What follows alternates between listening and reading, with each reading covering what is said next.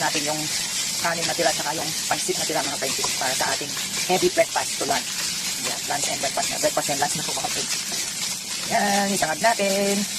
Masarap ito mga friends. Tapos lagyan natin ng egg. Magilid muna natin yung ating rice at saka yung pansit mga friends. Maglalagay tayo ng konting oil para sa ating egg. Yan. Tapos lagyan natin ng konting salt.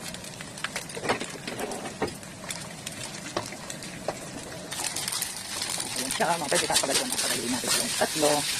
Yan. Ito lang yung egg natin. Kaya hindi tayo masyadong ma-over sa egg. Yan, masarap na yan sa mga friends. Yan, kaya kung kayo meron kayong ganyan na tira-tira sa bahay, huwag nyo itapon mga friends. Lutuin nyo ulit ng panibagong recipe. So ayan na ang ating fried rice, sinisang pansit. So hello mga friendship, ito yung ating breakfast at lunch at breakfast.